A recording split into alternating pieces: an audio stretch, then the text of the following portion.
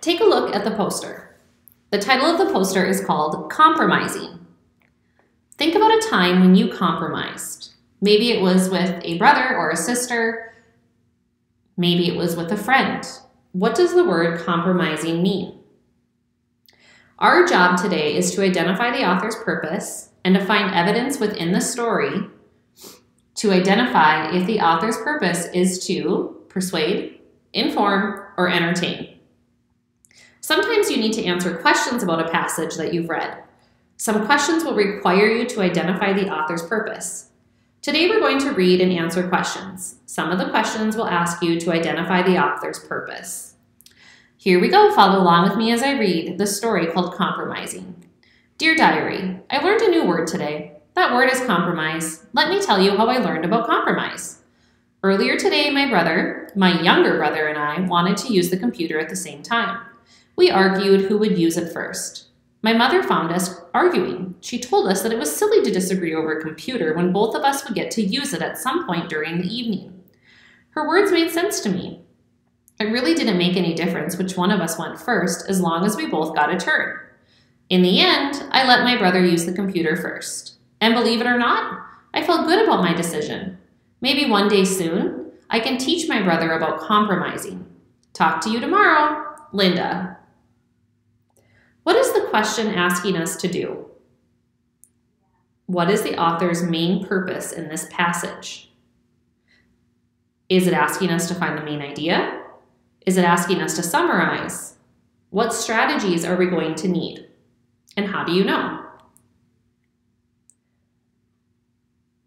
Well, the author is asking us to find the author's purpose. I have to think about why the author wrote this passage, and I need to look for clues that can help me to figure out that reason or the purpose. I'm going to read this question again carefully to be sure I understand what I need. Okay, the question is, what is the passage mostly about? Now we're ready to reread the passage to find the information we need. In the first paragraph, the author says she will tell how she learned the meaning of the word compromise.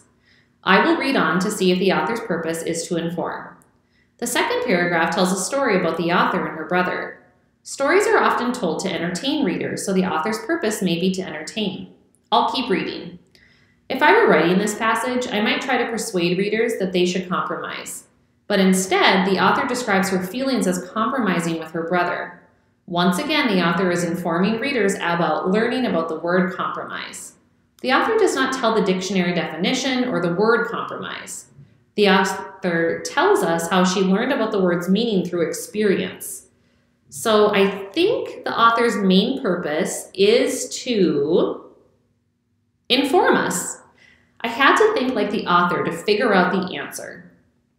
So what you're going to do today is in Seesaw, you're going to see a page that says comprehension questions on the story Compromising. You are going to answer those questions 1 through 4 by going back and rereading this story and finding the evidence within the story to answer the questions. You can use the highlighter tool to highlight your answers in Seesaw, and then you can submit that work to me. Have a great day.